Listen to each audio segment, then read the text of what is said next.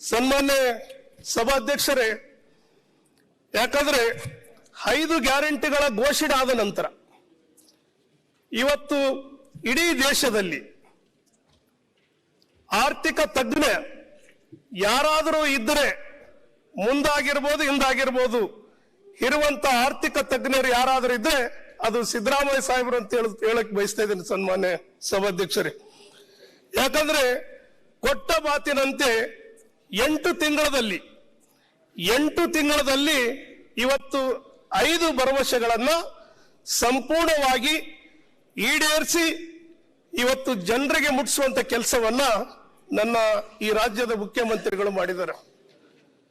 ಸನ್ಮಾನ್ಯ ಸಭಾಧ್ಯಕ್ಷರೇ, ಅದರ ಜೊತೆಗೆ ಇವತ್ತೇನು ನಾವು ಆತಂಕಕ್ಕೆ ಒಳಗಾಗಿದ್ವಿ, ಈ 5 ಯೋಜನೆಗಳಾದ ನಂತರ ಅಭಿವೃದ್ಧಿ ವಿಷಯದಲ್ಲಿ ನಮಗೆ ಕಡಿಮೆ ಆಗ್ತದ ಅನ್ನೋ ಭಾವನೆಗಳಿಂದ ಇದ್ದೀವಿ. ಆದರೆ ಅಭಿವೃದ್ಧಿ ವಿಷಯ ಬಂದಾಗ ಕೂಡ ಇವತ್ತು ನಮ್ಮ ಇಡೀ ಕರ್ನಾಟಕ ರಾಜ್ಯದಲ್ಲಿ ಎಲ್ಲಿ ಕೂಡ ಅಭಿವೃದ್ಧಿ ವಿಷಯದಲ್ಲಿ ಕುಂಠಿತ ಆಗದ ರೀತಿಯಲ್ಲಿ ಇವತ್ತು ಉದಾಹರಣೆಗಾಗಿ 2 ಬೃಹತ್ತಾದಂತ ನನ್ನ ವಿಧಾನಸಭಾ ಕ್ಷೇತ್ರದಲ್ಲಿ ನನ್ನ ಜಿಲ್ಲೆಯಲ್ಲಿ ಒಳಗೊಂಡಂತೆ ಬಿರ್ಜ್ಕಮ್ ಬ್ಯಾರೇಜ್ ಅನ್ನ 158 ಕೋಟಿ ರೂಪಾಯಿಗಳನ್ನ ಮೊನ್ನೆ ಕ್ಯಾಬಿನೆಟ್ ಅಲ್ಲಿ ಅಪ್ರೂವಲ್ ಕೊಟ್ಟು ಈಗಾಗಲೇ ಟೆಂಡರ್ ಪ್ರೋಸೆಸ್ಗೆ ಹೋಗಿದೆ.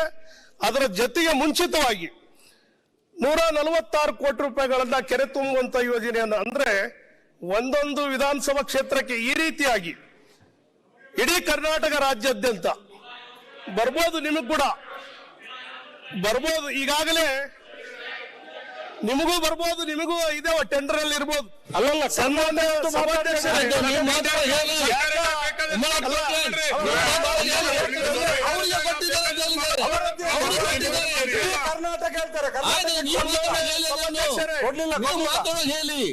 ನೀವು ಶಾಸಕರು ನೀವು ಮಾತಾಡುವಂತ ಸಂದರ್ಭದಲ್ಲಿ ನೀವು ಪ್ರಸ್ತಾಪನೆ ಮಾಡಿ ನಿಮಗೆ ಬಂದಿದೆ ಬಂದಿಲ್ಲ ಅಂತೇಳಿ ನಿಮ್ಮ ಆತ್ಮಸಾಕ್ಷಿಯಾಗಿ ನೀವು ಹೇಳಿ, ಅದಕ್ಕೆ ನಿಮಗೆ ಬಿಟ್ಟಿರೋದು.